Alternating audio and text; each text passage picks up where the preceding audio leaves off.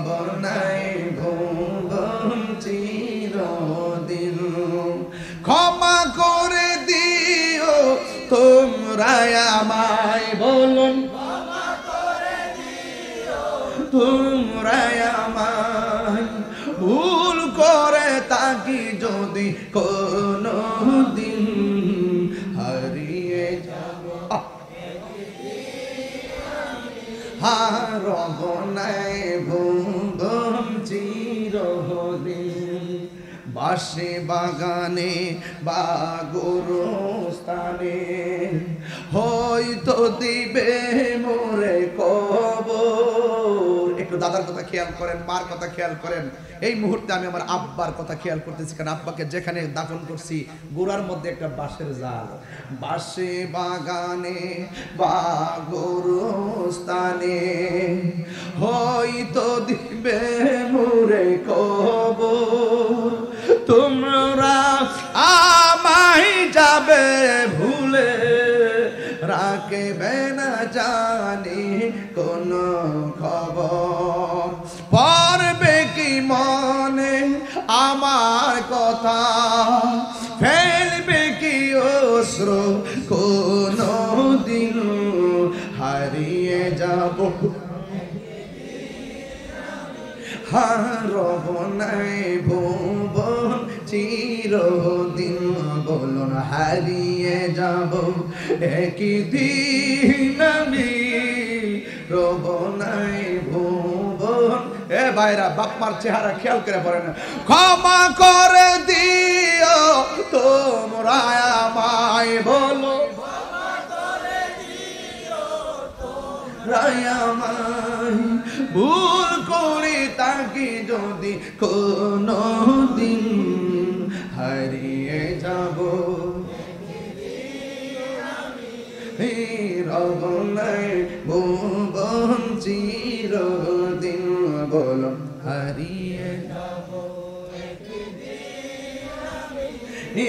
রব নাই ভুবন চিরদিন। জুরি জুরি কি আল্লাহু আকবার বলা যাবে না? ও বাঁশখালীর বাবা রে, কি ভাষায় ওয়াজ করতাম রে বাবা। কবর আমরা ডাকতেছে, কথা কোন ঠিক কিনা? দাড়িগুলা বুঝি পাইকা গেছে, আর মাথার চুলগুলো বুঝি পেকে গেছে। এই কথা ভাইব না, দাড়ি পাকছে বইলা মরণ আসবে। অনেক যুবক দেখা যায় দাড়ি উঠার আগে রাস্তায় মরে পড়ে থাকে, কথা বলেন ঠিক কিনা? জবান খুলি বলুন হায়াতের মালিককে। এই জন্য আমাকে আপনাকে জানাজার নামাজ দিয়ে কবরে নিয়ে যাওয়া হবে। ওই কবরে নেওয়া যাওয়ার পর কাদের মধ্যে করে আসল বাড়িতে নিয়ে যাবে। ও বন্ধুরে, বন্ধুরে, ও বাবা, কবরের মধ্যে নামানোর সময় 2-3 জন কবরে নাইমা লাশটারে মায়া কইরা নামাইব। মায়া কইরা নামাইয়া এবার যখন তোমার মাথার উপরে বডির উপরে সুন্দর করে বাঁশগুলা বিছাইয়া দিব, আর যখন চাটাই গোলা বিছাইয়া দিয়া একটা দোয়া পইরা, হুজুর একটা দোয়া পইরা মাটি দেয়, মিনহা খলাকনাকুম ওয়া ফিহা নুঈদুকুম ওয়া মিনহা।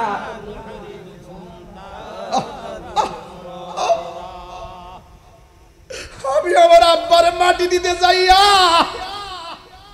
যখন আমি মাটিগুলা দিতেছি, আমাকে বিষয় দেওয়া হয়েছে মৃত্যুর যন্ত্রণা ও কবর হাসরের তাৎপর্য সম্পর্কে আলোচনা করার জন্য। আমি আমার বিষয়বস্তুর উপরে আলোচনা শুরু করার পূর্বে আপনাদেরকে একটি পরামর্শ দিতে চাই। সেই পরামর্শটি হলো, স্বাধীনতার পর এই বাংলাদেশে ধারাবাহিকভাবে আমরা প্রমাণ করতে সক্ষম হয়েছি এই দেশে একমাত্র শান্তিপ্রিয় দল আহলুস সুন্নাত ওয়াল জামাত। বাঁশখালী মানুষের কানে সেই আওয়াজ পৌঁছেছে কিনা আমি জানি না। আহলুস সুন্নাত ওয়াল জামাত বিগত দিনে 3-4 কমিটিতে বিভক্ত ছিল। এখন আহলুস সুন্নাত ওয়াল জামাত আগের চাইতে সীসা ঢালা প্রাচীরের চাইতে আরো শক্তিশালী। আহলুস সুন্নাত ওয়াল জামাত কি এখন দুই না এক? হাত তুলে বলতে হবে দুই না এক। আমার ভাইয়েরা, আপনারা জানেন রাজনৈতিক ভাবে আমাদের মাঝে অনেক ভাগ ছিল। ইদানিং আমরা আহলুস সুন্নাত ওয়াল জামাত রাজনৈতিক ভাবেও সুন্নি জোট নামে আত্মপ্রকাশ করা হয়েছে। কথা বলেন ঠিক কিনা? এই হাজার হাজার মানুষ আপনারা এসেছেন, আমার ভাই লিয়াকত ভাই সুন্নিয়তের সপক্ষে জোরালো বক্তব্য দিয়েছে।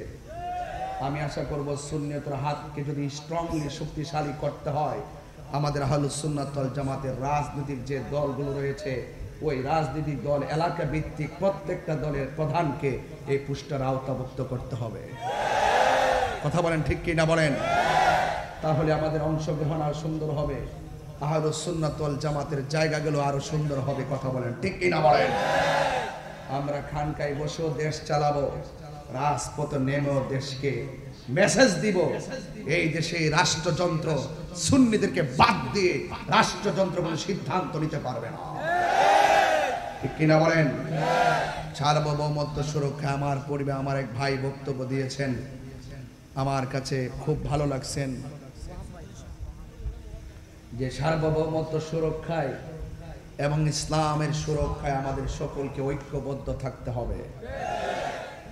দেশদ্রোহী এবং ধর্মদ্রোহী এরা কখনো এই দেশের ভালো চায় না। কথা বলেন ঠিক কিনা বলেন? লিয়াকত ভাই নাকি কোন বক্তব্য দিয়েছিল, যারা মাজার ভাঙবে তাদের বিরুদ্ধে একটা বক্তব্য দিয়েছিল। এটাকে নাকি কেউ অপপ্রচার করেছে। এখানে অপপ্রচারের কি হইল ভাই? আপনার বাবার কবর যদি কেউ এসে আগুন লাগাই দেয়, আপনি কি তাকে ছেড়ে দিবেন? যারা অপপ্রচার করেছেন, আপনার দাদার কবর যদি কেউ পা দিয়ে লাথি মারে, আপনি কি ছেড়ে দিবেন? তিনি তো ভালো কথা বলছেন। এই দেশে ইসলাম আনছেন আল্লাহর ওলিগণ, সেই ওলি আল্লাহর মাজার যখন লাগাতার ভাঙ্গা শুরু করেছে, আজকে লিয়াকত আলীর মতন এমন দায়িত্বহীন দেশপ্রেমিক ওলি প্রেমিক বক্তব্যকারীদের কারণেই মাজার ভাঙতে গিয়ে এখন এক শ্রেণীর মানুষ 100 বার চিন্তা করতেছে। এটা দেশ স্থিতিশীল হওয়া ওই মুহূর্তে বক্তব্যটা খুব প্রাসঙ্গিক ছিল। কথা বলেন ঠিক কিনা? আমি তো বলেছি, এখন আমি বক্তব্যের মধ্যে আর প্রতিবাদ করি না। এখন গ্রামে গ্রামে মহল্লায় মহল্লায় মাজার সুরক্ষায় প্রতিরোধ কমিটি গঠন করা হবে। ঠিক কিনা বলেন? 5, 7, 10 গ্রাম মিলে প্রতিরোধ কমিটি গঠন করবেন, কারণ এই দেশে ইসলাম এনেছেন আল্লাহর ওলিগণ। আজকে আমাকে কবর হাসরের আলোচনা করতে বলেছেন। যারা আখিরাতকে ভয় করে, যারা কবরের জবাবদিহিতার ভয় করে, আল্লাহর হাবিব যেখানে বলছে তোমরা কবর জিয়ারত করো, কবর জিয়ারত করলে দিল নরম হয়, কবর জিয়ারত করলে আখিরাতের কথা স্মরণ হয়, সেই রওজাকে, সেই কবরকে যখন লাথি মেরে ভেঙে দেওয়া হয়, এরা কখনো দেশের সভ্য মুসলমান হতে পারে না। নারে তাকবীর, নারে রিসালাত, নারে গাউসিয়া, আহলে সুন্নাত ওয়াল জামাত, নবী ওলির দুশমনেরা, নবী ওলির দুশমনেরা। আমার বক্তব্য কেউ রাজনৈতিক নিবেন না। আমি তাহিরি হুজুরকে নতুন করে বাঁশখালীতে চিনাইবার কিছুই নাই। আমাকে সবাই চিনে। আমি যখন যা বলি, সাদাকে সাদা বলি, কালোকে কালো বলি, দিনকে দিন বলি, রাতকে রাত বলি। কবরে প্রশ্ন করবে 3টা। 1 নম্বর প্রশ্ন তোমার রবকে, 2 নম্বর প্রশ্ন তোমার দিন কি, 3 নম্বর প্রশ্ন নবী সম্পর্কে তুমি কি বলতে। যখনই আমি দেখি এক শ্রেণীর মানুষ স্টেজে বসে বলে ওয়ামা দিনুকা, সারা জীবন পড়লাম তোমার ধর্ম কি, সে যখন ইসলামী স্টেজে উঠে বলে ওয়ামা দিনুকা মানে হলো কবরে নাকি ফেরেশতা প্রশ্ন করবে তোমার দলের নাম কি, তখন আমি বুঝতে পারি এটা দ্বীনের আলোচনা না, এটা ধর্মকে নিয়ে ব্যবসা করা হয়। এই কথাগুলি কি আমি ধর্মের বাইরে বলছি? আমি আপনাকে সতর্ক করছি, আপনি যদি ব্যাখ্যা করতে পারেন করেন, কিন্তু ধর্মকে ব্যবহার করে অপব্যাখ্যা করবেন, এই সুযোগ কাউকে দেওয়া হবে না। আহলুস সুন্নাত ওয়াল জামাত বানের জলে বেশে আসা কচুরি পানা নয়, খানকাই ছিলাম বলে অনেকে মনে করেছেন আমরা খুব উইক। আমরা উইক না, আমরা ভদ্র। এই ভদ্রতাকে যারা দুর্বলতা মনে করে তাদের দাঁত ভাঙা জবাব দেওয়ার জন্য বাঁশখালীবাসী প্রস্তুত আছে। হাত তুলে বলুন ঠিক কি না বলেন?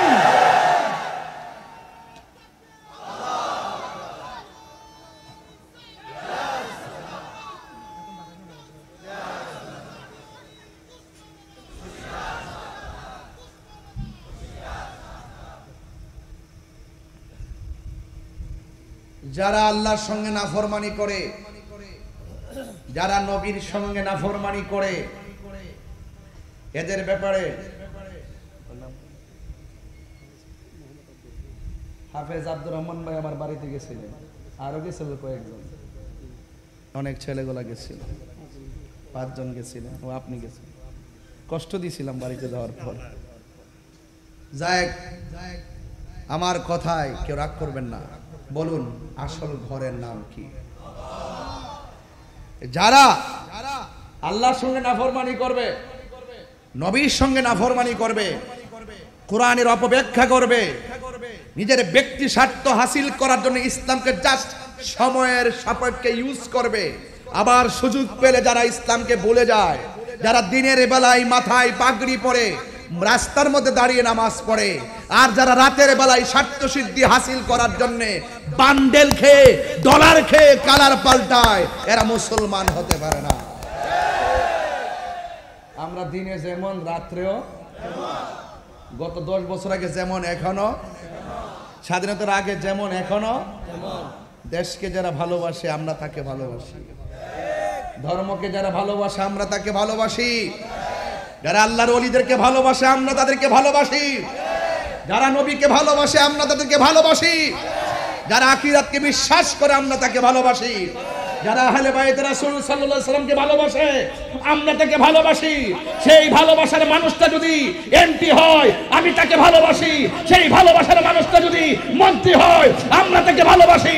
যেই ব্যক্তি আহলে বাইতকে ভালোবাসে না, আল্লাহর হাবিবকে ভালোবাসে না, ইসলামকে সে ভালোবাসে না, সঠিকভাবে ধর্মকে ধারণ করে না, আমরা তাকে স্যান্ডেলের ধুলাও মনে করি না।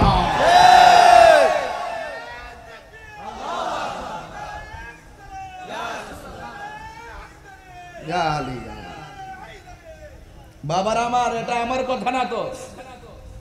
আল্লাহ রাব্বুল আলামিন বলেন লা তুফাত্তাহু লাহুম আবওয়াবুস সামা ওয়া লা ইয়াদখুলুনাল জান্নাতা হাত্তা ইয়ালিজাল জামালু ফি সাম্মিল খিয়াত। কথাগুলো খুব গভীর মনোযোগ করে শুনবেন। শুধুমাত্র আমি যে তাদের ব্যাপারে কঠোর হচ্ছি তা নয়, যারা খোদাদ্রোহী, যারা নবীদ্রোহী, যারা কোরআনদ্রোহী, যারা ইসলামদ্রোহী, অসংখ্য নিয়ামত আসমান বেদ করে আল্লাহর কাছে পৌঁছে যাবে, আর যারা নাফরমান হবে লা তুফাত্তাহু লাহুম আবওয়াবাস সামা, তাদের জন্য আসমানের একটা দরজাও খোলা হবে না, ওয়ালা ইয়াদখুলুনাল জান্নাহ, এরা কখনো জান্নাতের মধ্যে যাবে না, হাত্তা ইয়ালিজাল জামালু ফি সাম্মিল খিয়াত। এই আমার যুবক ভাইরা, ওই যে সুয়ের ছিদ্র দিয়া যেমন করে উট ঢুকতে পারে না, ওই নাফরমানের দলগুলো কখনো আল্লাহর কাছে পৌঁছতে পারবে না। হ্যাঁ আমার বন্ধুগণ, শুধুমাত্র তাই নয়, যদি প্রেমিক হতে পারেন, যদি আল্লাহ পাকের দিবানা হতে পারেন, যদি আমার নবীর আশিক হতে পারেন, আর হকের জন্য যদি রাজপথে জীবন দিতে পারেন, আমরা হকের জন্য জীবন দিতে চাই কি চাই না? আরো বড় করে বলো, চাই কি চাই না? হকের জন্য জীবন দিলে কি মরা না জিন্দা? এই আওয়াজে মানি না, জোরে বলেন মরা না জিন্দা। হ্যাঁ আমার বন্ধুগণ, আল্লাহর হাবিব সাল্লাল্লাহু তাআলা আলাইহি ওয়াসাল্লাম বলেছেন আশ-শুহাদাউ আলা বারিকি নাহারিন বিবাবিল জান্নাহ। আল্লাহর হাবিব সাল্লাল্লাহু আলাইহি সাল্লাম বলেন, শহীদদের রূহ জান্নাতের দরজা সমূহের পাশে পরিচ্ছন্ন নদীর কিনারায় থাকবে, ফি রাউদাতিন খাদরা, ওই রওজা, ওই দরজার পাশে সুন্দর সবুজ রঙের একটা বাগান থাকবে। ইয়াখরুজু আলাইহিম রিজকুহুম, ও যুবক আর জান্নাত থেকে ওই সমস্ত প্রেমিকদের জন্য আল্লাহ রাব্বুল আলামিন খাবার পাঠাইয়া দিবেন। এই জন্য সুন্নিরা ঘরে বসে থাকার টাইম নাই, লেখার জবাব লেখায় দিতে হবে, বক্তব্যের জবাব বক্তব্যে দিতে হবে, লাঠির জবাব লাঠিতে দিতে হবে। কথা বলেন ঠিক কিনা? এই মুহূর্তে কেউ যদি আয়েশা বলে নবীর নাম নেওয়া যাবে না, যদি বাঁশখালীবাসীর সঙ্গে যুদ্ধের ঘোষণা করে, আমরা কি মুখে কথা বলবো না লাঠিতে জবাব দিব? Right right. কেউ যদি আমার নবীরে গালি দেয় আর যদি আয়েশা বলে খবরদার, এই বাঁশখালী জমিনে আল্লাহর জিকির করা যাবে না, নবীর জিকির করা যাবে না, নবীর দরুদ পড়া যাবে না, এদের সঙ্গে মুখে কথা হবে না, এদের সঙ্গে লড়াই হবে, এই লড়াইয়ে জীবন দিলে সে হয়ে যায় শহীদ, আর বাঁচলে হয়ে যাবে গাজী। আপনারা জবান খুলে বলেন, মরার আগে হকের পথে থেকে মরতে আমরা চাই কি চাই না? আজকের আলোচনাটাকে অন্যদিকে নিবেন না, জবানটা খুলে বলেন, আসল ঘরের নাম কি বিল্ডিং না কবর? মাটির ঘর না পাকা ঘর?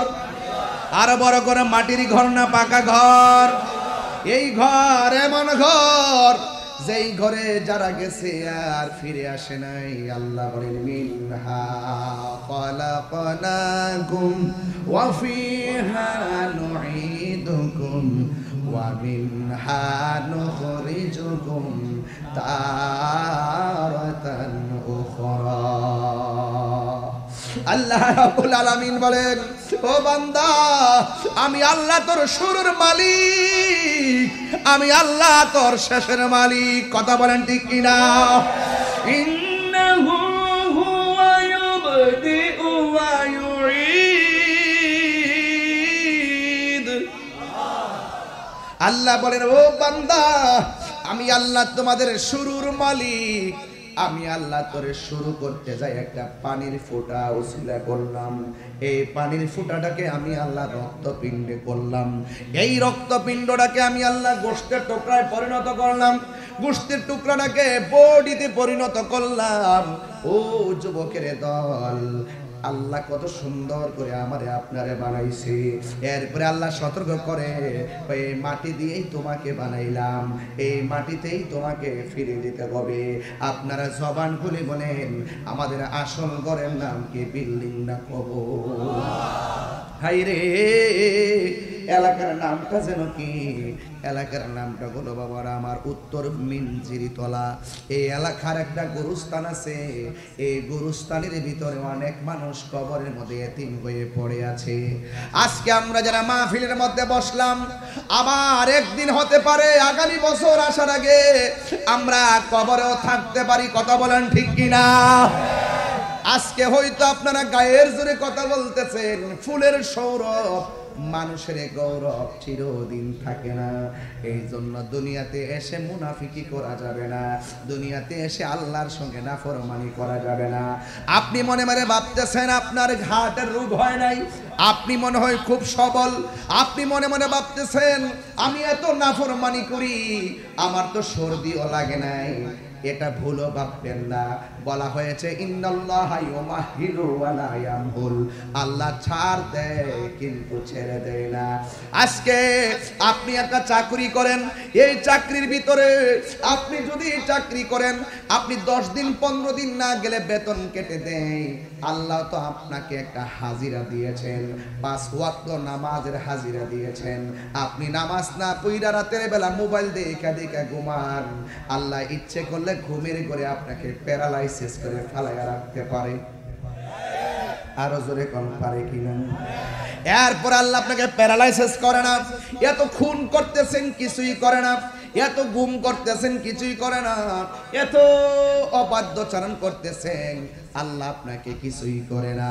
আপনারা জবান খুলে কোন, এই দুনিয়া যদি আল্লাহ আপনাকে ছেড়ে দিয়েছে, হাসরের ময়দানে কি আপনাকে ছেড়ে দিবে? আরো জোরে কোন ছেড়ে দিবে? এই জন্য আমার নবী বলেন, আখিরাতের প্রথম মঞ্জিল হলো কবর। কথা বলেন ঠিক কিনা কোন? এই কবর বড় সাংঘাতিক। মরণ যন্ত্রণা বড় কঠিন। শ্বাসটা 2 মিনিট বন্ধ করলে বোঝা যায় শ্বাসের দাম কত। এই জন্য যুবক, দম ফুরাইলে সব মন্ত্রীগিরি শেষ, দম ফুরাইলে এমপিগিরি শেষ, দম ফুরাইলে বক্তাগিরি শেষ, দম ফুরাইলে পিসাবগিরি শেষ। আপনারা জবান খুলে বলেন হায়াতের মালিককে। আল্লাহ রাব্বুল আলামিন বলেন কুল্লু নাফসিন যায়িকাতুল মাউত, সব প্রাণীকে মৃত্যুর স্বাদ গ্রহণ করা লাগবে। আল্লাহর হাবিব বলেন আখিরাতের প্রথম মঞ্জিল হলো কবর। এই কবর যারা ভালো হয়ে যাবে, হাসরের ময়দান তারা ভালো হয়ে যাবে। কথা বলেন ঠিক কিনা? ওই কবরে যাওয়ার আগে আমাদের সবার নামাজের দরকার আছে না নাই? আল্লাহর হাবিব একদিন আনসারীর জানাজার নামাজের মধ্যে গেল। আল্লাহর হাবিবের হাত মুবারকের মধ্যে একটা লাঠি মুবারক ছিল। এই লাঠি মুবারকটা মাটির মধ্যে গেড়ে দিলেন। সাহাবায়ে কেরাম আল্লাহর হাবিবকে সুন্দর করে ঘাও করলেন, এমন ভাবে পাখির ডানার মতো, এমন ভাবে সাহাবায়ে কেরাম পিছনে সবাই দাঁড়ায় গেলেন। আল্লাহর হাবিব বলে সাহাবীরা রে, কবরের আযাব থেকে তোমরা পানা চাও। সাহাবায়ে কেরাম কবরের আযাব থেকে পানা চাইলেন। আল্লাহর হাবিব সাল্লাল্লাহু আলাইহি ওয়াসাল্লাম ওই জায়গার মধ্যে দাঁড়াইয়া দোয়া করলেন। এ বন্ধুগণ, আমার নবী আপনার নবী বলেন ঈমানদারের কাছে যখন আজরাইল আসবে, ঈমানদারের কাছে আজরাইল এসে সালাম দিয়ে ঘরের ভিতরে ঢুকবে। এই বাঁশকালীর জমিনে আজরাইল আসছে কি আসে নাই? আর বড় কোন আসে কি আসে নাই? আজরাইল বাঁশকালীর জমিনে ঘরে ঘরে এসে গিয়েছে, আমরা তো দেখি নাই। এমন একটা আজরাইল যার পা থাকবে জমিনে আর মাথা থাকবে আসমানে। তবে ঈমানদার হলে আজরাইল এত ভয়ঙ্কর সুরতে আসবে না। আজরাইল আইসা আপনাকে সালাম দিব, আপনার ঘরের ভিতরে ঢুকবে, আপনার মাথার চুলের মধ্যে আঙ্গুল দিয়া আশ্রয়া দিবে, আপনার চোখের মধ্যে যখন একটা ঘুম ঘুম ভাব আসবে, ওই মুহূর্তে আজরাইল বলবে হে আল্লাহর বান্দা, আমি এসেছি তোমার রূহটা নিয়ে যাওয়ার জন্য, এবার তুমি প্রস্তুতি গ্রহণ করো। ঈমানদার সেদিন গায়ের জোরে কথা বলবে না। গায়ের জোর দুনিয়ায় চলে, মরণের ঘাটে গেলে গায়ের জোর চলে না। কথা বলেন ঠিক কিনা? হায় রে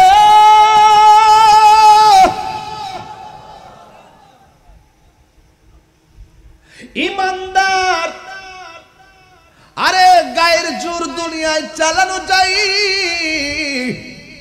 কবরে গেলে দাজ্জালের সামনে, দুনিয়ায় থাকা অবস্থায় দাজ্জালের সামনে, আর কবরে গেলে মুনকার নাকির সামনে কোনো বাহাদুরি চলবে না। এই তিনটা ঘাটে বাহাদুরি হবে ঈমানের বাহাদুরি। আমরা সমাজে এখন ঈমানদার খুঁজে পরে পাওয়া যায়, আর মুখ দিয়া কই আমরা আল্লাহরে বিশ্বাস করি, মুখ দিয়া কই আমরা আখিরাতকে বিশ্বাস করি। আল্লাহ বলে না না, ওয়া মা হুম বিমুমিনিন, আসলে তারা ঈমানদার নয়। এমন মুসলমান সমাজের ভিতরে আছে না না? এই জন্য আমার বন্ধুগণ, কি ভাষায় ওয়াজ করব, অনুরোধ করে বলে দিয়ে যায়। এবার আজরাইল যখন মাথার মধ্যে আঙ্গুল দিয়ে আশ্রয় দিবে, ঈমানদার যখন বলবে তোমার রূহটা আমি নিয়ে যাব, ওই মুহূর্তে ঈমানদার ডাক দিয়ে বলবে এ আজরাইল, দেরি কইরো না, তাড়াতাড়ি আমার রূহটারে বাহির কইরা নিয়ে যাও। আমার আল্লাহর সঙ্গে, আমার নবীর সঙ্গে আমার দেখা করার জন্য আমার মনটা পাগল পাগল হইয়া রইছে। এবার ঈমানদাররা মরণের ভয় করে। ও বন্ধু, আমার নবী বলে আখিরাতটা হলো, কবরটা হলো আখিরাতের প্রথম মঞ্জিল। এই জন্য আমার যুবক ভাইরা অনুরোধ করে বলে দিয়ে যায়, আমার নবী আপনার নবীর একটা হাদিস পড়লে বুঝবেন আমি কি বলতে চাই। ওই কবরের ভিতরে ডাইনে মাটি আছে, বামে মাটি আছে, সামনে মাটি আছে, পিছনে মাটি আছে। এই ঘরের মধ্যে কোনো লাইট আছে? আরো জোরে, আরো জোরে। আহা আহারে, একদিন মাটির ভেতরে হবে ঘরে মন আমার, কেন বান্ধ দালান সঠিক? আমার কথার সাথে কারা কারা একমত হাত তুলে দেখান ইনশাআল্লাহ, তাইলে তো বুঝবেন। বলেন, একদিন মাটির ভেতরে হবে ঘরে মন আমার, কেন বান্দ দালানে ঘর রে মন আমার, কেন বান্দ দালানে ঘর।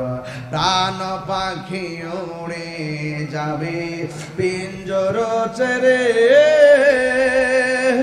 ধরা দামে সবই রবে তুমি যাবে চলে, ঠিক না? প্রাণ পাখি উড়ে যাবে পিঞ্জর ছেড়ে, ধরা দামে সবই রবে তুমি যাবে চলে। বন্ধু বান্ধব যত মাতা পিতা তারা শত, বন্ধু বান্ধব যত মাতা পিতা তারা শত, হয়ে যাবে সবই তোমার পরে মন আমার, কেন বান্ধ দালান ঘর। একদিন এ হবে ঘরে মন আমার, কেন বান্ধ দালান ঘর রে মন আমার, কেন বান্ধ দালান ঘর। বিল্ডিং খবরে যাই বলি, আমি একটু নরম ভাষায় ওয়াজ করতেছি, কষ্ট হইতেছে। বাড়ির ঘুম বুঝে আপনারা ডাকতেছে, ঘুমাইবেন তো ঘুমাইবেন। একদিন এমন একটা ঘরে যায় আজীবন মাটির বিছানায় পড়বেন। এত বন্ধু পাশাপাশি বসেছে, এই বন্ধু আপনার কবরে আপন হবে না। এই জন্য আমার নবী আপনার নবী বলেন, ইমানদারের রূহটা যখন আজরাইলে টাচ করবে, টাচ করার পরে আল্লাহ বলবে, ও ফেরেশতা জান্নাত থেকে একটা সাদা কাপড় লো। আল্লাহু আকবার কোন না কেন? জান্নাত থেকে সাদা একটা কাপড় নে, কাপড়টা নিয়া ইমানদারের রূহটারে বাইন্ডিং কর, বাইন্ডিং কইরা আসমানের দিকে উড়াল দিবি। এবার ওই আব্দুল মালিক মিয়ার রূহটারে নেওয়ার জন্য জান্নাত থেকে ফেরেশতা এসেছে, সাদা কাপড় দিয়া বাইন্ডিং করে রওনা হয়ে গেছে।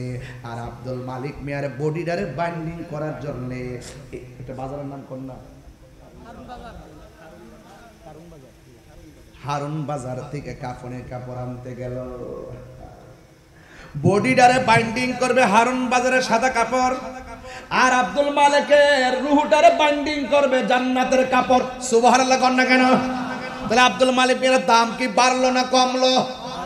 দুনিয়ার মানুষ বুঝে না, ইমানদার হলে তারে আমার আল্লাহ বড় ভালোবাসে। আল্লাহ কয়, আল্লাহু ওয়ালিয়ুল্লাযীনা আমানু ইউখরিজুহুম মিনাস যুলুমাতি ইলান নূর। আল্লাহু আকবার।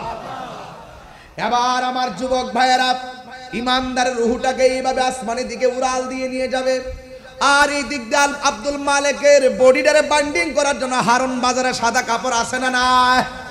পুরুষের কাপড় কয়টা? আর বড় করে কয়টা?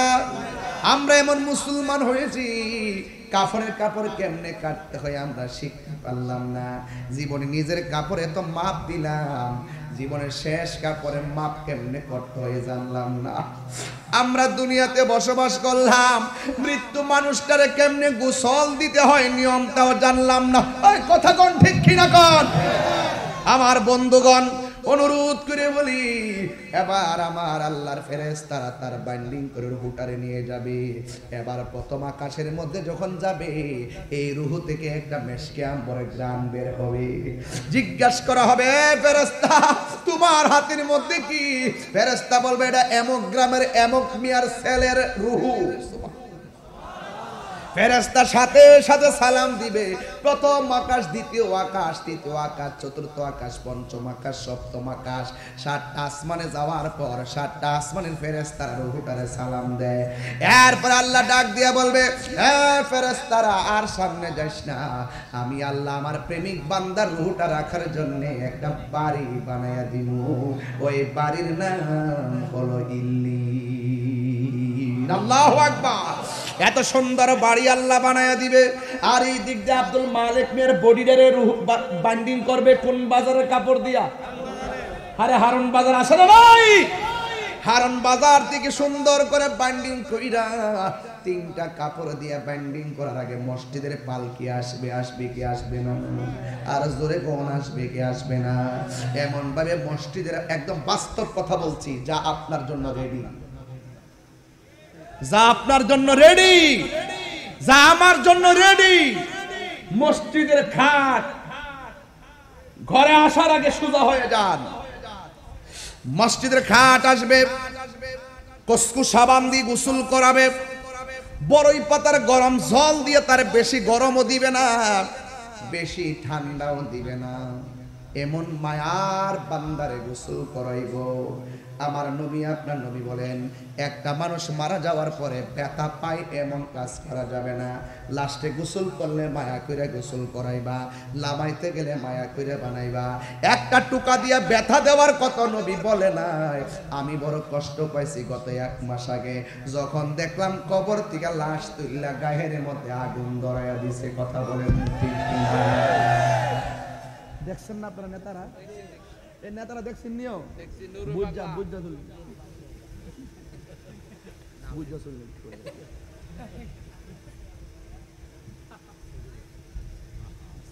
এ সুন্নিরা কথা কন না, গেলে সুন্নিরা দলিলের বাইরে কথা বলে না।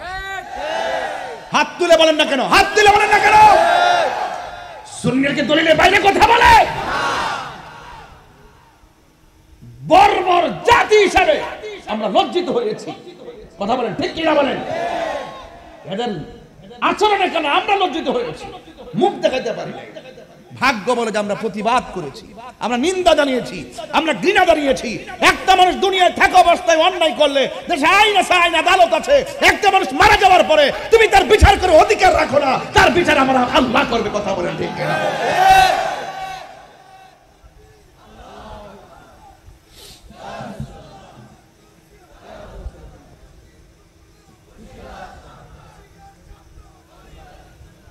আমার কথাকে আপনারা রাজনীতি গন্ধ খুঁজতেছেন? মরার পরে জবাব দিতে হবে না বাবা, এই মরার পরে জবাব দিতে হবে না।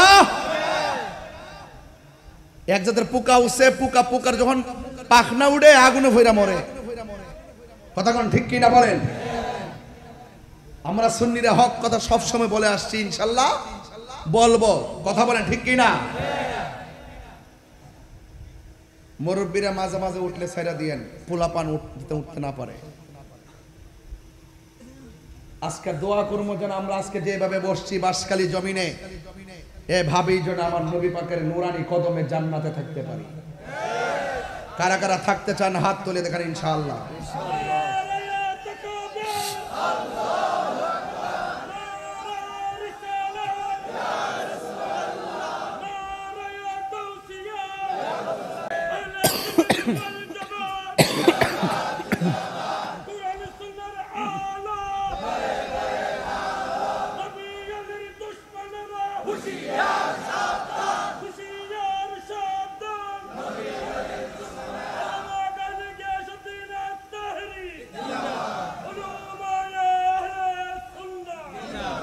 মাশাআল্লাহ মাশাআল্লাহ, আলহামদুলিল্লাহ বলেন না কেন?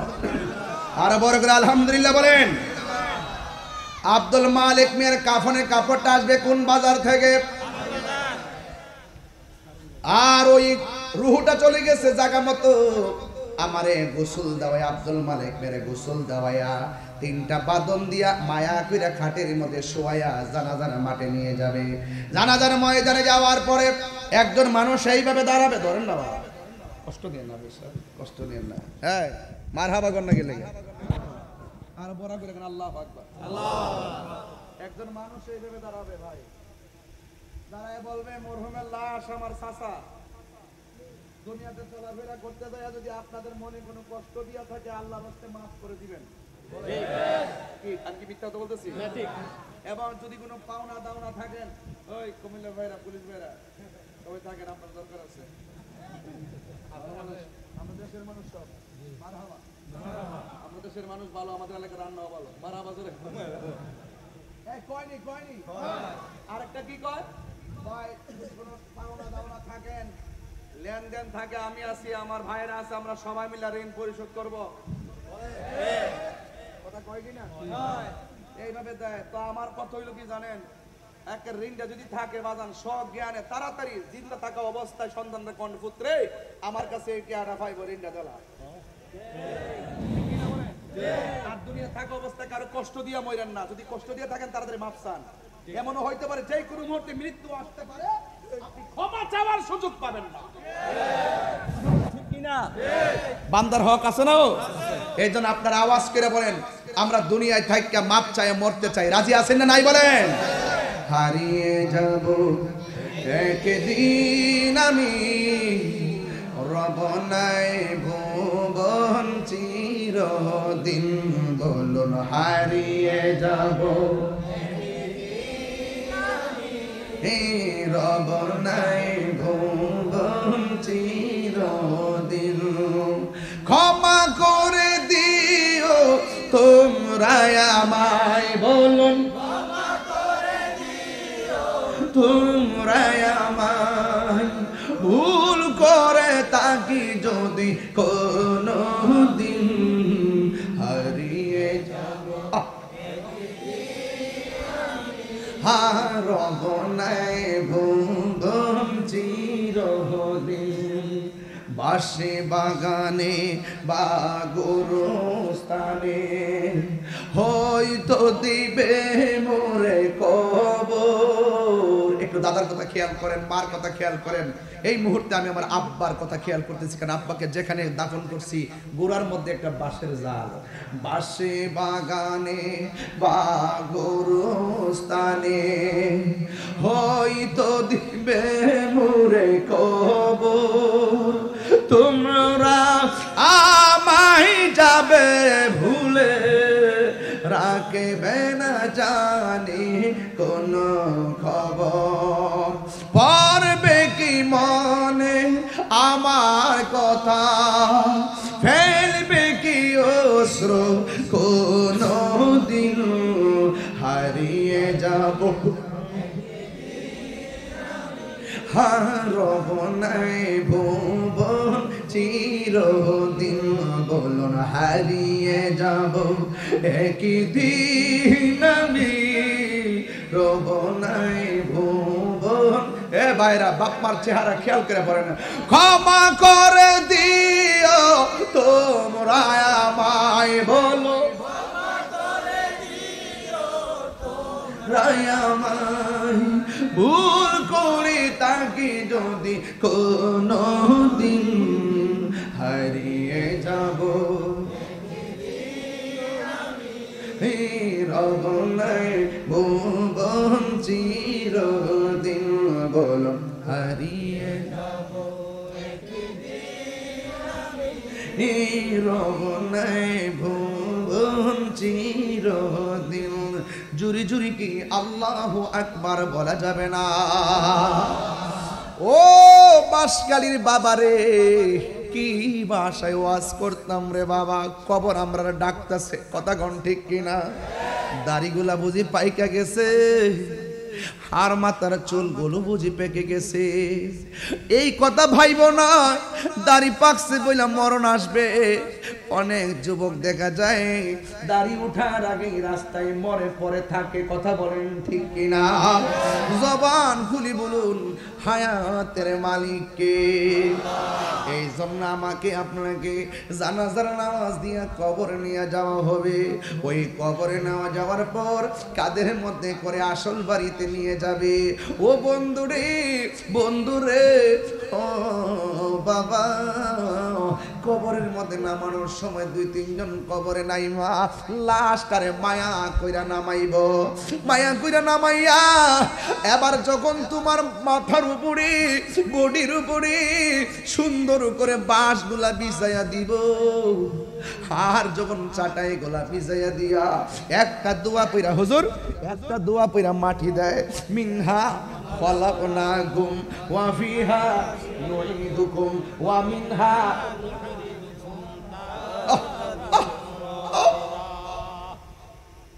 আমি আমার আব্বার মাটি দিতে যাইয়া যখন আমি মাটিগুলা দিতেছি আর মনে মনে ভাবতেছি আমার আব্বার তো আমি আর জিন্দেগিতে দেখতে পারবো না।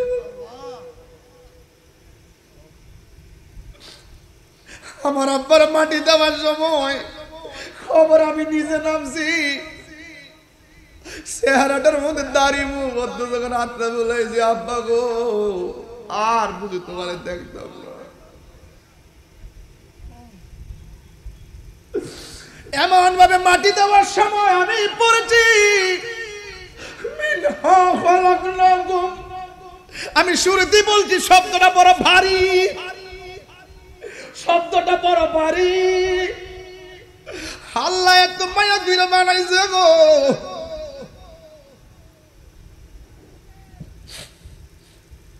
ওয়াফিহা নুঈদুকুম ওয়া মিনহা নুখরিজুকুম তারাতান উখরা।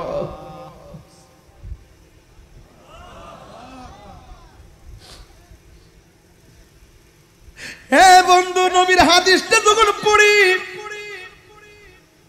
কলিজাটা সার যারা যারা হয়ে যায়। কয় ইন্নাল মাইয়িতা ইযা বুদিয়া ফি কবরিহি, যখন নিশ্চয়ই মাইয়িতকে যখন কবরে রাখা হয়, ওয়া তাওয়াল্লা আনহু আসহাবুহু, বন্ধু বান্ধব যারা যায় রে ভাই, কেউ গুরুস্থানে থাকে না, অনেক ব্যস্ত। জানাজার নামাজের পরে অনেক বন্ধুরা দৌড়াইয়া চলে যায়, ব্যস্ত। অথচ দুনিয়ায় থাকা অবস্থায় বন্ধুরে না দেখলে ভালো লাগে না, মরে যাওয়ার পরে বন্ধু পাশে থাকে না। বন্ধু ভুলে যেও না কখনো, যেখানেই থাকো যেভাবেই থাকো, যেখানেই যেভাবেই থাকো, মনে রেখো আমিও আছি তখনো। একই সাথে চলেছি, একই পথে চলেছি, একই সুরে গেয়েছি গান, মিলে মিশে থেকেছি এমনই যেন এক দেহ এক প্রাণ। ভাই একটাবার দেখেন তো কত হাজার হাজার মানুষ বাঁশখালীতে আজকে, একটা মানুষ কথা কয় না, একটা মানুষ আওয়াজ করে না, একটা মানুষ কথা কয় না। মরে যাওয়ার পরে আমার বাড়িতে কেউ যাবে না, এটাই রিয়েলিটি, এটাই বাস্তব। একই সাথে চলেছি, ভুলে যাই না ভাই, অন্তত বাড়িতে না যান, দুয়ারে কইরেন, দরকার দুয়ারও কইরেন। আর আমি কইয়া দিয়া যা, আল্লাহ জীবনে অনেক মাহফিল করেছি, কত মানুষ আমার মাহফিলে এসেছে, আল্লাহ কে কখন মারা যাব আমি জানি না, তবে হাসরের ময়দানে আরশে আযমের নিচে যেন আমরা সব সুন্নি জনতা একসাথে থাকতে পারি।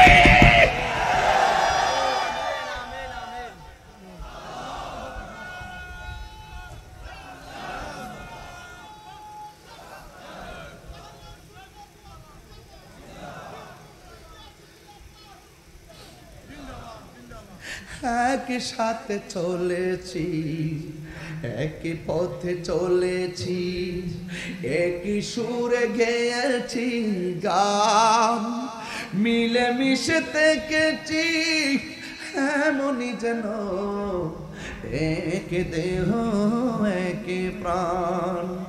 আজ কত দূরে কেবা কোন শহরে। এই দোস্ত, এই দোস্ত, এই যুবক, একসঙ্গে পড়ছো না? আমার ক্লাসমেট ছিল না? বহুত ক্লাসমেট এখন বিদেশে, বহুত ক্লাসমেট চলে গেছে, বহুত ক্লাসমেট দেশের বিভিন্ন চাকরি। আজ কত দূরে কেবা কোন শহরে আমি আছি,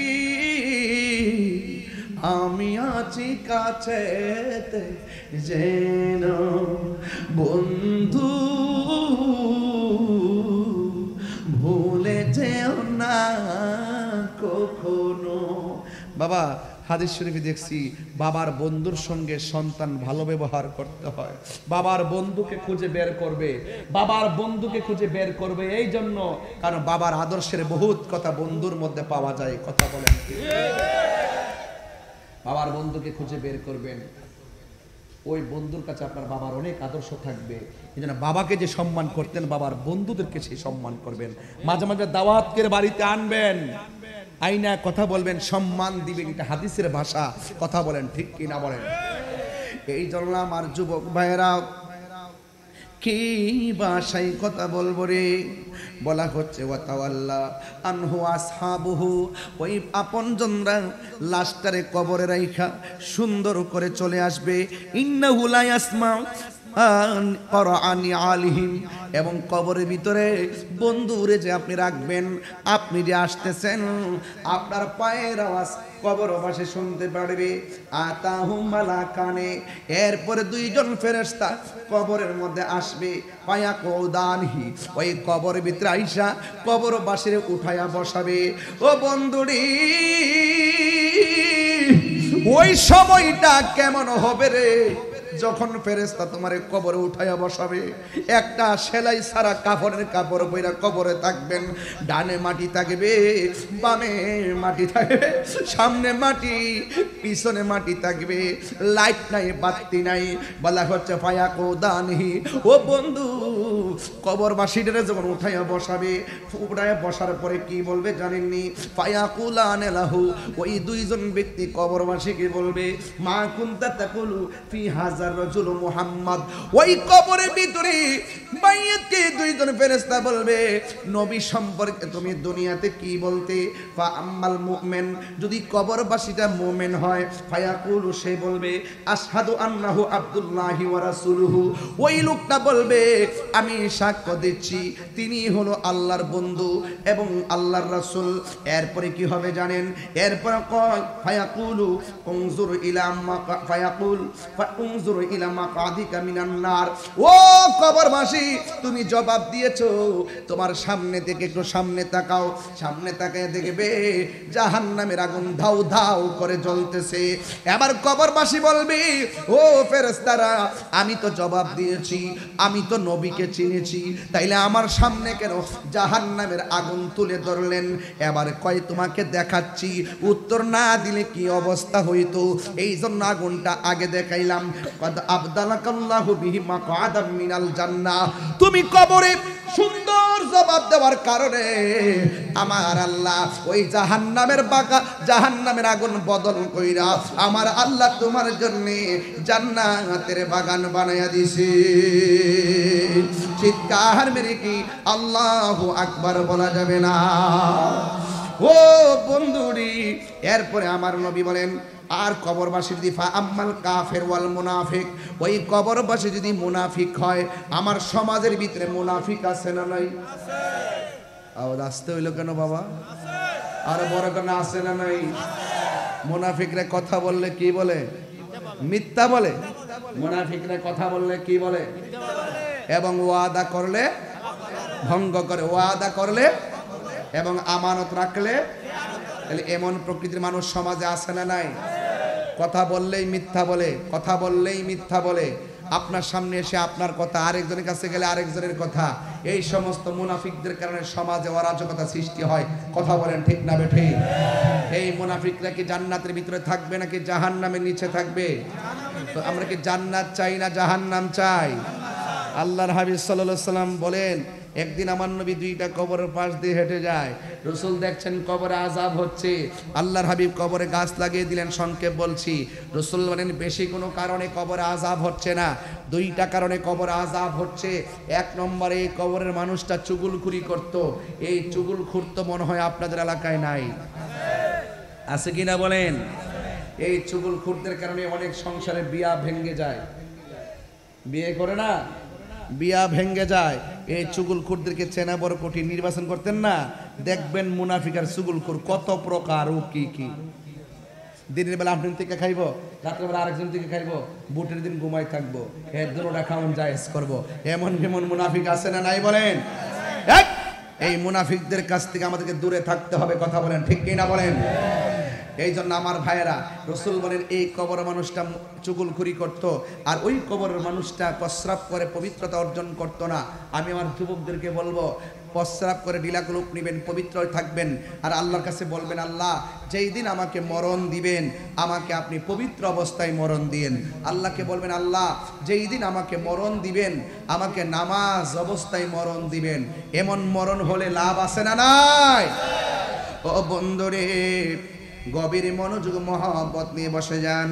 ওয়া আম্মাল কাফির ওয়াল মুনাফিক, কবরবাসী যদি মুনাফিক হয়, ফায়াকুলান লাহু, ওই কবরের ফেরেশতারা তাকে জিজ্ঞাসা করবে, মা কুনতা তাকুলু ফি হাযার রাজুল, এই লোকটা সম্পর্কে, নবী সম্পর্কে তুমি কি বলতে? দেখেন মুনাফিকরা দুনিয়ায় যেমন মুনাফিকি করে, কবর যাইও তারা মুনাফিকের উত্তর দেয়। সে কি কল বলবে জানেননি? কয় লা আদ্রি, আমি জানি না। কুনতু আকুলু, আমি ওই কথাই বলতাম। মায়াকুলুন নাস, মানুষ থেকে যা শুনতাম আমি তাই বলতাম। ফায়াকুলানে, ওই কবরে দুইজন ফেরেশতা বলবে, লা দরাইতা ওয়ালা তালাইতা, তোমার কাছে আমি হেদায়েতের জন্য কোরআন পাঠাই, আল্লাহ হেদায়েতের জন্য কোরআন পাঠাইছি, এই কোরআন পড়া তুমি পড়লা না কেন? তুমি যারা বুঝে তাদের কাছে গেলা না কেন? এইভাবে তুমি বললে উত্তর হবে না। তুমি যারা কোরআন জানেন, যারা হক পথে আছে, তাদের কাছ থেকে তুমি শিখলা না কেন? এবার সে বলবে আমি জানি না। ওই মুহূর্তে আমার আল্লাহর পক্ষ থেকে একটা ফেরেশতা নামবে। ওই ফেরেশতার দুইটা চোখ হবে কানা, আর কান দিয়া সে শুনে না। হাতের মধ্যে লোহার হাতুড়ি থাকবে, আল্লাহু আকবার কোন না কেন? দুইটা হাতুড়ি লইয়া কবরের ভিতরে এমন জোরে আঘাত করবে, গরু ছাগল জীবজন্তু সবাই তার কান্নার আওয়াজ শুনবে। গায়রা সাকালাইন, দুইটা জন্তু, দুইটা প্রাণী কবরে আযাব শুনবে না। একটা হলো মানুষ আর একটা হলো জিন। এই দুই জাতি কবরে কান্নার আওয়াজ শুনবে না। এখন প্রশ্ন হলো, ও তাহিরি হুজুর, ওই কবরের মধ্যে যেই আযাব হইতেছে, আযাবের কান্নার আওয়াজ যদি মানুষের কানের মধ্যে লাগতো, তাইলে মানুষের অবস্থা কি হইতো? বন্ধুরা রে আমার, ওই মানুষটা কি হইতো জানেননি? ওই মানুষটার কানের পর্দা ফাইটা মানুষটা মারা যাইতো। এমন ভাবে জানাজার নামাজের মানুষ খুঁজে পাওয়া যেত না। এই জন্য মানুষ এবং জিন শুনবে না।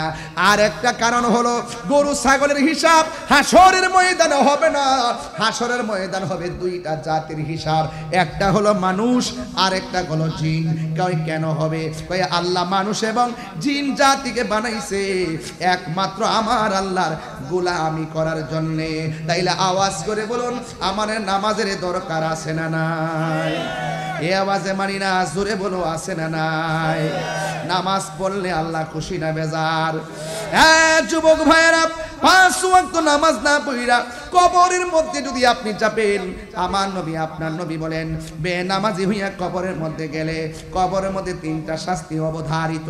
1 নম্বর শাস্তি হলো কবরটা সংকুচিত হয়ে যাবে। ডান পাশের মাটি এক প্রান্তে যাবে, বাম পাশের মাটি আরেক প্রান্তে যাবে। দুই পাশের মাটি যাইয়া, আল্লাহু আকবার বলেন না কেন? দুই পাশের মাটি যাইয়া এমন জোরে তার চাপা মারবে, তার কান্নার আওয়াজ এমন ভয়ঙ্কর হবে আর আমার আল্লাহরে ডাক দিয়ে বলবে আল্লাহ গো আবার তুমি আমারে দুনিয়াতে পাঠাও আল্লাহ বলবে না না আল্লাহ দুনিয়াতে পাঠাও নামাজ না পড়া কবর আসলে যদি এমন শাস্তি হয় তাইলে জিন্দেগি তো আমরা নামাজ ছাড়তাম না আমাদেরকে আবার দুনিয়াতে পাঠাও আমরা নামাজ পড়বো আমরা আপনার বিধানগুলো মানবো আল্লাহ বলবেন না না সুম্মা ইলাইহি তুরজাউন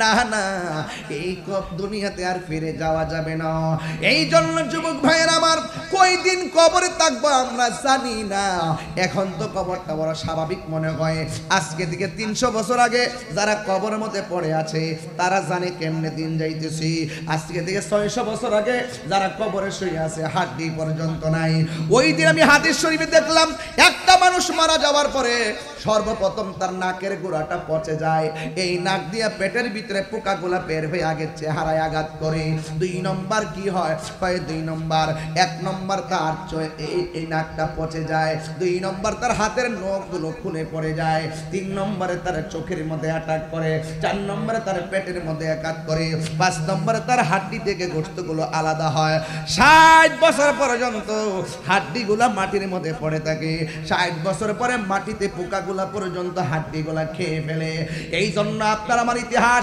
60 বছর পরে মাটির দেহ মাটিতে শেষ কিন্তু যদিও শেষ হয়ে যায় কিন্তু আমার আল্লাহ একদিন আপনাকে কবর থেকে উঠাবে একদিন আপনাকে কবর থেকে উঠাইয়া এমন একটা ময়দানে নিয়ে যাবে যেই ময়দানের নাম হলো হাসরের ময়দান যেহেতু আমাকে বিষয় দিয়েছেন আমাকে বিষয় থাকতে হয় এই জন্য আমার নবী বলেন ইউহশারুন নাসু ইয়াউমাল কিয়ামাতি আলা আরদিন এমন একটা সময় আসবে মানুষগুলাকে কবর থেকে উঠাইয়া একটা ময়দানে নেওয়া হবে যেই ময়দানের নাম হলো হাসরের ময়দান একত্রিত করা হবে হাসর মানে হলো একত্রিত করা ইউহশারুন নাসু ইয়াউমাল কিয়ামাতি আলা আরদিন কিয়ামতের দিন মানুষকে একত্রিত করা হবে বাইদা আফরা ওই মাঠটা কেমন হবে জানেননি সারা জীবন আমি ওয়াজ করেছি মাঠটা হবে তামার মাঠ তামার মাঠ হবে হাদিসের ভাষায় পাইলাম বাইদা আফরা এর মাঠটা হবে পুরা মাটির মাঠ একদম পুরা মাটি কাকুরসাতিন নাকি এই মাঠটা এমন একটা মাঠ হবে যেই মাঠের মধ্যে কোনো গাছ থাকবে না যেই গাছের উদ্ভিদ থাকবে না উদ্ভিদবিহীন একটা মাঠ হবে ভাই কি হবে লাইসা ফিহা আলামুন লিহাদিন এমন একটা মাঠ হবে যেই মাঠটা সবাই মেনে নিতে বাধ্য সেই দিন আল্লাহর রহমতি কুদরতি ছায়া বিনে কোনো ছায়া থাকবে না আয়েশা সিদ্দিকা বলতেছেন আমি আমার নবীর জবান মোবারক থেকে বলতে শুনেছি ইউহশারুন নাসু ইয়াউমাল কিয়ামাতি কিয়ামতের ময়দানে সব মানুষকে একত্রিত করা হবে হুফাতান উরাতান তার পায়ে জুতা থাকবে না তার খতনাবিহীন অবস্থায় থাকবে শুধুমাত্র তাই নয় পায়ের মধ্যে জুতা থাকবে না গো ও বন্ধু শুধুমাত্র তাই নয় গায়ের মধ্যে কোনো কাপড় থাকবে না এর মানে হলো উলঙ্গ অবস্থায় মানুষ হাসরের ময়দানে দৌড়াইয়া দৌড়াইয়া যাবে এরপরে আমার নবীর প্রিয়তমা স্ত্রী হযরতে আয়েশা সিদ্দিকা রাদিয়াল্লাহু তাআলা আনহা আমার নবী আপনার নবীকে ডাক দিয়া বলে ইয়া রাসূলুল্লাহ আন-নিসাউ কুল্লু ওয়া রিজালু জামিয়া ইয়া রাসূলুল্লাহ নবী গো ও মায়ার নবী পুরুষ এবং নারী একটা ময়দানে যাবে পুরুষের গায়ের মধ্যে কোনো কাপড় থাকবে না মহিলাদের গায়ের মধ্যে কাপড় থাকবে না পুরুষের পায়ের মধ্যে জুতা থাকবে না পুরুষের নারীদের গায়ের মধ্যে পায়ের মধ্যে জুতা থাকবে না ইয়া রাসূলুল্লাহ ইয়ানজুরু বা'দুহুম ইলা বা'দিন আল্লাহু আকবার পড়া গেল ইয়ানজুরু বা'দুহুম ইলা বা'দিন ও নবী এমন একটা মাঠ হবে পুরুষের গায়ে কাপড় থাকবে না মহিলাদের গায়েও কাপড় থাকবে না একজন তো আরেকজনকে দেখতে পালাইবে আমার নবী আপনার নবী বলেন ইয়া আয়েশা ও আয়েশা আল আমরু আশাদ্দু মিন আইয়ানজুরা বা'দুহুম ইলা বা'দিন আয়েশা রে এই মাঠটা এমন একটা মাঠ হবে ইয়া আয়েশা আল আমরু আশাদ্দু এত কঠিন হবে সেই নির্দেশনা মিন আইয়ানজুরা বা'দুহুম ইলা বা'দিন একটা নজরের জন্য আল্লাহ কাই ইজান আইয়ানজুরা কখনোই না নাওয়াসাবালিল মুজারে কখনোই না নুফি তাকিদ বলান্দার ফিল মুস্তাকবিল মারুফ, ভবিষ্যতে কোনো কাজ না হওয়ার দৃঢ়তা বোঝায়। এই আশা আইয়াংজুরা, কখনোই না, কখনোই না একজন আরেকজনের দিকে তাকাবে, এক সেকেন্ডের সুযোগ পাবে না। হাত তুলে বলেন আল্লাহু আকবার। বুঝেননি আমার ওয়াজ? আমার ওয়াজ কি কিছু বোঝা যায়? ভাষা না বুঝলে বলবেন আমি বুঝি না, এরপর সরল ভাষাই বলছি, পরিষ্কার ভাষাই বলছি। ওই মাঠে আপনি যাবেন, মায়ের পাশ দিয়া সন্তান যাবে, এত দুস্থ না, কঠিন মুসিবত। 50,000 বছর ওই মাঠটায় দাঁড়ায় থাকবে, নিচে থাকবে পুরা মাটি, পায়ে স্যান্ডেল, কথা কয় না, ওয়াজ বোঝে না। আমার যুবকরা চুপ, কি ব্যাপার, হারিয়ে গেছো? পায়ে জুতা, বলেন না, পায়ে জুতা, গায়ে কাপড়, নিচে পুরা, বলেন না, নিচে পুরা, পুরা মাটি, নিচে পুরা গাছগাছালি, লাইসা ফিহা আলামুল লিআহাদিন, সবার জন্য সমান নাকি এমপির জন্য আলাদা? সিধা বক্তা সাহেবের জন্য, তাহিরির জন্য? হ্যাঁ, মানুষ হইতে পারলে মানুষের জন্য আযাব, আবার মানুষের জন্য রহমত। কবরে সবার কবরে আগুন জ্বলবে না, কিছু কিছু কবরে আমার রব ডাইরেক্ট জান্নাত থেকে গালিচা বিছাইয়া দিবে। কি বিছাই দিবে? আবার হাসরের মাঠে আল্লাহ পাকের হাবিব বলতেছেন, হাসরের মাঠে আল্লাহ পাক 7 প্রকার মানুষকে আরশের নিচে ছায়া দিবেন। সুযোগ দিছিনি? কে দিছে? কেড়ে দিছে? কেন দিছে? মায়া করে বান্দা বানাইছে। আল্লাহ কইছে রাস্তা দুইটা দিছি, একটা কল্যাণ আর একটাও কল্যাণ। কল্যাণের পথে চল, লা ইকাল্লিফুল্লাহু নাফসান ইল্লা বুসাহা মা কাসাবা। এই খবরদার, আল্লাহকে কাহারও সামর্থ্যের বাইরে আমি কিছু চাপাই দিই না, বুঝার জন্য বিবেক দিছি, বিবেক খাটা, আমি আল্লাহকে পেয়ে যাবি। আমি আল্লাহ দূরে নয়, ওয়া নাহনু আকরাবু ইলাইহি মিন হাবলিল ওয়ারিদ, বুঝো না? এই খাবার খাইলে গায়ে শক্তি হয়, আমি যে জিকির করি, এই জিকির নিয়ে বহুত তামাশা আছে না? হ্যাঁ, এই জিকির কাটতে কাটতে ছাড়ছে না, কিন্তু ওরা আমার জিকির কাটতে ছাড়ে, আর ওরা যখন কান্দের উপরে উঠে নাইচা নাইচা বাঁশের উপরে দৌড়ে নাচে, তখন কই যায়। তবে এই দুনিয়াতে আমি বড় দুর্বল, কিন্তু হাসরের মাঠে আল্লাহ কিন্তু জবাব নিবে। তুমি যে অযথা মানুষগুলোকে আমরা করি আল্লাহর জিকির প্রেমের সাথে, আর তোমরা করো ফতোয়াবাজি। মাছ ছাড়া কি পানি বাসে? হাফেজ সাহেব, মাছ ছাড়া কি পানি বাসে? জিকির ছাড়া কলব বাসে না। জিজাউল কালবে জিক্রুল্লাহ, জিজাউল কালবে জিক্রুল্লাহ। এই কলবের খাদ্য হলো আল্লাহর জিকির।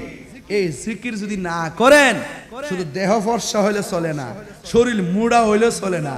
যার কলব জিন্দা, ওই দেহের মধ্যে মাটির পচন ধরবে না, ঠিক কিনা গো? যারে মাটিও খায় না, জমিও সই না গো, প্রেমিক যে জনা, কি হতে হবে? আমি মদিনার পাগল, আমি নবীজির পাগল। শাফাত চাননি আপনারা? আরে নবী শাফাত করতে পারবো নি? কি ওয়াজ করতাম, অনেক সময় শরীরে রাগ উঠা যায়, এরপরে বাড়ির থেকে বুঝাইয়া দেয় যে এত সেতেন না, বয়স তো হইছে। সেতি না, আমি কই সেতলে তো ওয়াজ না, সেত করি তোমার সাথে কি আর সেত করি? এক মৌলবী, ওই না তা, ওই এদিকে এক সিনারে কেন, কিন্তু সিনারে কেন শুনলে সুযোগ দিয়ে খাওয়া লাগবে।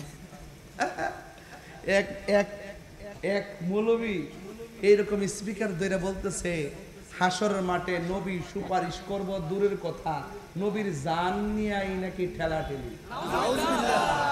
অনেকের মুখ বন্ধ আছে, ঠাড়া করবো।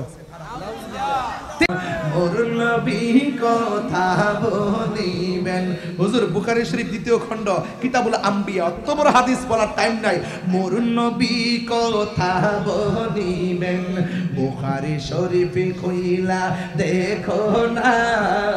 আল্লাহ দিয়েছে নবীকে সম্মান, আল্লাহ দিয়েছে নবীকে সম্মান, তোমার হিংসায় হবে কি নবীর সঙ্গে বেয়াদবি করলে, নবীর সঙ্গে বেয়াদবি করলে আমল করে হবে কি।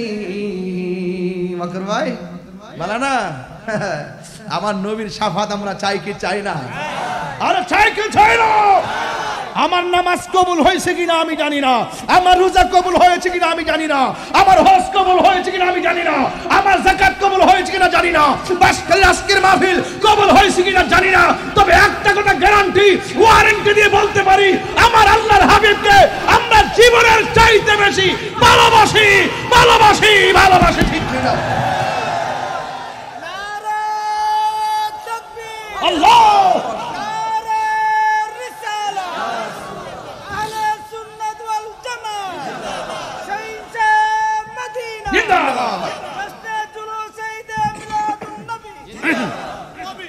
আল্লাহু আকবার, জোরে বলুন।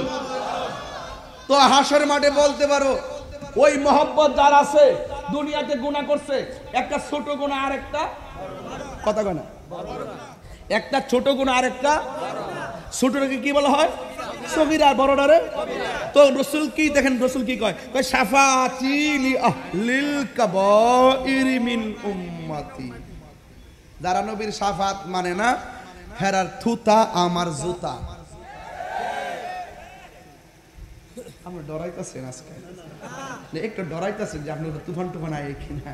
চিন্তা করেন না, চিন্তা করে নাই।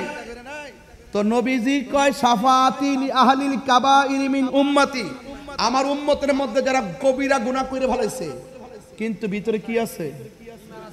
কি আছে? ঈমান আছে। আমি রাসূল তাদের জন্য সুপারিশ করব। তাইলে বোঝা গেল গাট্টি গাট্টি আমল করার পরও যদি ঈমান না থাকে নবী সুপারিশ করবে না। কিন্তু আমলের নুকসান হয়ে গেল, হৃদয় ভরা যদি নবীর মহব্বত থাকে, নবী আমাদের জন্য উকিল হয়ে যাবে। জোরে কোন মারহাবা কোন গেলে গা।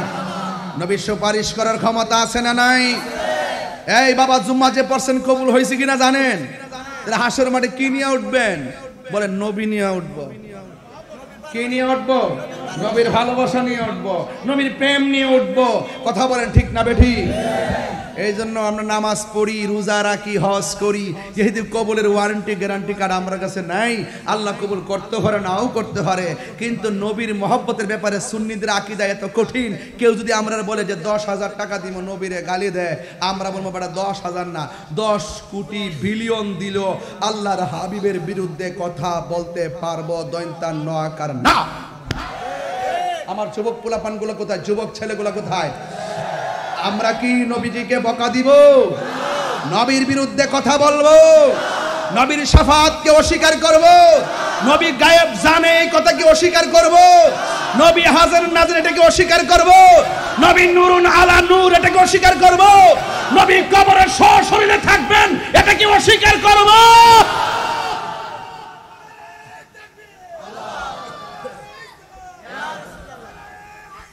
ইয়া আলী, আল্লাহু আকবার বলেন। তাইলে হাসরের মাঠে ওই মুনাফিক যারা দ্বিমুখী নীতি অবলম্বন করে তাদের অবস্থা বলছি, শোনা রাখেন। তাদের হাতের যে নখগুলো আছে, নখগুলো হবে তামার নখ। কিসের নখ? তামা। তামা বুঝেন? তামা, পিতল। পিতল, পিতলের নখ হবে। এই নখ দিয়ে হাসরের মাঠে নিজের চামড়া এইভাবে চলবে, আর গালের গোশতগুলো টেনে টেনে চাবায়া চাবায়া খাবে। রাসূল জিজ্ঞাসা করবে, আল্লাহ এরা কারা নিজের গোশত নিজে খায়, নিজের গোশত নিজে কামড়ায়, আবার চামড়া ছিলে গালের গোশত নিয়ে দাঁত দিয়ে চাবায় চাবায় খাচ্ছে আর কান্না করছে। আল্লাহ বলেন, ও বন্ধু, এরা কারা জানেন? এরা হলো দুনিয়ার ওই সমস্ত বান্দা যারা দুনিয়াতে গীবত করত। আল গীবাতু আসাদ্দু মিনাজ জিনা, গীবত জিনার চাইতে আরো খারাপ। এই গীবতের মাধ্যমে সমাজে ঝগড়া সৃষ্টি হয়, এই মুনাফিকের মাধ্যমে সমাজে মারামারি ফ্যাসাদ সৃষ্টি হয়। তাই তো বলা হয়েছে আল ফিতনাতু আসাদ্দু মিনাল কাতলে, ফিতনা হত্যার চাইতে আরো জঘন্য। আপনারা আওয়াজ করে বলুন, আমরা কি গীবত করব? আরো বড় করে গীবত করব? আসুন হাসরের মাঠে সর্বপ্রথম নামাজের হিসাব করা হবে। এই নামাজ আমরা চাই কি চাই না? যুবক পায়ে হাত দিয়ে বলে যায় নামাজ বেশি বেশি পড়বেন। আপনারা সব মসজিদ গিয়ে ভরে থাকবেন। আমরা মসজিদমুখী হতে হবে, কারণ এই মসজিদের ভিতরে অনেক ধরনের অপব্যাখ্যা হয়। প্রেমিক থাকলে তার জবাব দেওয়া যায়। কথা বলেন ঠিক কিনা? এই জন্য আমার ভাইরা, আরেক শ্রেণীর মানুষ আছে যাদের মহিলাদের পা গুলো গাছে বেঁধে রাখা হবে, মাথার চুলগুলো নিচে ঝুলায় রাখা হবে। জিজ্ঞাসা করা হবে তারা কারা? ইয়া রাসূলুল্লাহ, তারা হলো ওই সমস্ত মহিলা যারা দুনিয়াতে বেপরদায় চলেছে, যারা দুনিয়াতে স্বামীর অনুমতি ছাড়া ডান বাম চলেছে। এই আমার নারী সমাজ, এই আমার বাঁশখালীর মা, পায়ে হাত দিয়ে বলে দিয়ে যায় নামাজ যেমন ফরজ, পর্দাও তেমন ফরজ। পর্দা করতেই হবে, স্বামীর মনে কষ্ট দেওয়া যাবে না। বলা হয়েছে আল্লাহ ছাড়া কাউকে যদি সিজদা করার অনুমতি দেওয়া হতো, তাইলে স্ত্রীকে অনুমতি দেওয়া হতো স্বামীকে সিজদা করার জন্য। স্বামী যদি বলে আমার স্ত্রী অনেক ভালো ছিল, মারা যাওয়ার পরে সেই স্ত্রীকে আল্লাহ পাক জান্নাত দিয়ে দেয়। স্বামী মারা যাওয়ার পরে স্ত্রী যদি বলে আল্লাহ আমার স্বামীটা অভূতপূর্ব তার প্রেম ভালোবাসা ছিল, আর স্বামীটাকে আল্লাহ জান্নাত দিয়ে দে। এই জন্য কোটাকুটি ঝগড়ার নাম সংসার নয়, ভালোবাসা দিয়ে সংসার কাটাতে হয়। এই জন্য স্বামীর অবাধ্য করা যাবে না, বেপরদায় চলা যাবে না, আল্লাহর হুকুমের অমান্য করা যাবে না। কথা বলেন ঠিক কিনা বলেন? এই জন্য হাসরের মাঠে শাস্তি থেকে বাঁচতে হলে আপনাকে পর্দা করে চলতে হবে। আর পৃথিবীর মধ্যে একটা মাত্র নারী ছিল, যেই নারীটাকে আমার আল্লাহ নিজে সালাম দিয়েছেন। সেই নারীর নাম হলো হযরতে আম্মি জান খাদিজাতুল কুবরা। মনে বড় দুঃখ লাগে, এই মনে রাখেন কথাটা কইয়া দেওয়া যায়, খেয়াল রাখেন কিন্তু উল্টা পাল্টা চললেন না। এবার আল্লাহর হাবিব এক বক্তা দেখলাম মাহফিল উঠতে বলতেছে আম্মা জান খাদিজা জীবনে নামাজ পড়ে নাই। হ্যাঁ, জীবনে নামাজ পড়ে নাই, জীবনে নাকি রোজা রাখে নাই, জীবনে পর্দা করে নাই। তিনি নাকি পর্দা করে নাই, নামাজ পড়ে নাই মানে বেনামাজি, আর রোজা রাখে নাই মানে হলো বেরোজগার, পর্দা করে নাই মানে হলো বেপর্দা। এবার যখন আমরা ধরলাম তখন উল্টাইয়ে কয় ওই সময় তো নামাজ ফরজ হইছে না, এর লাগে নামাজ পড়ছে না, রোজা ফরজ হইছে না, এর লাগে রোজা রাখছে না, পর্দার বিধান ফরজ হয় নাই। আমরা তো এই কথা না কইছি। আরে বেটা, তুমি যে বলছো নামাজ পড়েই নাই, আমরা তো তোমাকে মুস্তাদ আহমদ থেকে দলিল দিতে সক্ষম। আউয়ালু সাল্লাল্লাহু আন নবী সাল্লাল্লাহু আলাইহি সাল্লাম খাদিজা ওয়া আলী ইবনে আবি তালিব ওয়া জাফর। হাদিস শরীফের মধ্যে এসেছে, হাদিসে এই হাদিসটা সহিহ হাদিস, সেখানে এসেছে আউয়ালু মান সাল্লামা আন নবী সাল্লাল্লাহু আলাইহি সাল্লাম, সর্বপ্রথম যেই ব্যক্তি নামাজ পড়েছেন আমার নবী পাকের সঙ্গে তিনি হলো খাদিজা। জোরে কন্যা সুবহানাল্লাহ। তুমি বলছো নামাজই পড়ে নাই, আমি নামাজের দলিল দিলাম, তুমি তাকদা তওবা করো। কথা বলেন ঠিক কিনা? এই জন্য বলছে এই সমস্ত কথা যারা অবান্তর কথা বলে, যারা সমাজের মানুষকে ইমোশন নিয়ে ব্ল্যাকমেইল করে, এদের ফান্দে পা দিবেন না। কথা বলেন ঠিক কিনা?